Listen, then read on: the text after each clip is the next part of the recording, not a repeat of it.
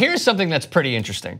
There's one of the best rivalries going on in a sport that has no rivalries whatsoever from a team-to-team standpoint. It is the non-friendly rivalry between Joel Embiid, the process, and Hassan Whiteside. This was like chapter 2 last night in South Beach. Here's what occurred, and then we'll recap.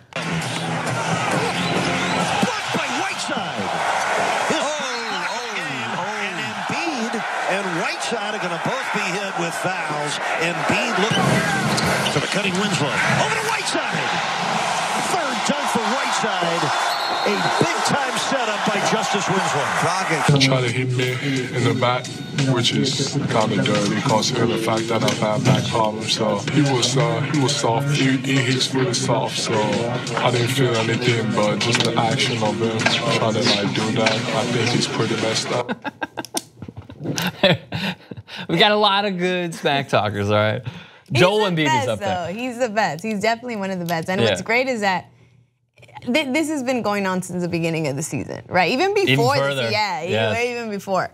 I'll get into that in just a moment. And what makes this so great is that whether the Sixers win or they lose, like, Embiid is still gonna talk smack. Totally. He's still gonna talk smack, and he's been so consistent, which makes him one of the great trash talkers. I feel like, honestly, in the last like five years, he's like one of the best. He's very consistent.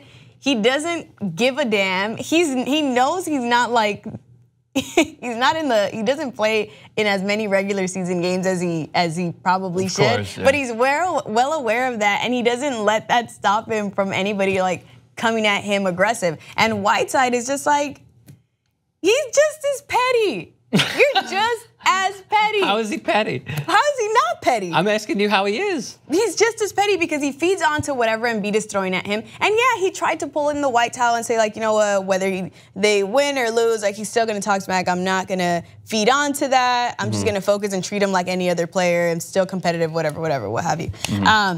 But if Embiid knows what button to push Whiteside, and Whiteside reacts, feeds onto it, and there comes the pettiness. Yes, 100%. So here's the quick recap of what's occurred throughout these entire, since Embiid came into the league. It was the preseason in October, and Michael tweeted, Joel Embiid, you're funny saying somebody can't guard you when you're 1 for 7.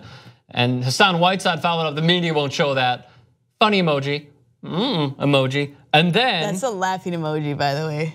Funny emoji, like tears crying. Tomato, funny emoji. tomato. Yeah, apples to oranges. Dude, they had to take your ass out, or you would have fouled out in 5 minutes. And we're talking about preseason, not regular season. Hashtag softy. And then he followed up and keep caring about stats and not your team's success. Your plus minus was ass, softy. And then he said, my bad, y'all, I thought I was using the burner. And then he went on to say, can't sleep on Whiteside's Twitter. I'm sorry, Kenny Ducey said this, because Whiteside tweeted back, 31 games in 3 years, hopefully I get to see you regular season. Hashtag solar eclipse, hashtag Embiid eclipse. And then Hassan Whiteside then got voted for the NBA All-Star game by none other than Joel Embiid, throwing shade right at him. And then Hassan Whiteside also was the recipient of Embiid saying, hey man, he's fouling me like crazy, get his ass out of here. And then Hassan Whiteside was quoted as saying he's no longer interested in beefing with Joel Embiid. Yeah. I think it actually just reoccurred once more. Don't we need more of this though? Like I'm going back and I'm doing these different storytelling pieces on the channel and which I think everyone is receptive to. And it's just such a different era now because maybe it's impacted sort of like how we had the cause and effect. It's horrible, but like Jaylen Brown's injury, the cause was you're no longer allowed to hang on the rim or you get a T. The effect was his injury. The cause of referees stepping in right away, being like, whoa, we can't have this be a street fight. Oh my God, oh my God, oh my God. We don't want the malice of the palace part 2. So now they're like, okay, well, let's step in and calm everything down. I think that's actually hindered the potential smack talking that could happen between all-stars. Right, I think so too, I agree. I feel like it's definitely something that the league it's not the attention that we once had anymore as far as like trash talking goes. And there's, to media people and to fans, like I've seen the players only videos that have been going. Area 21 on TNT. It's really good.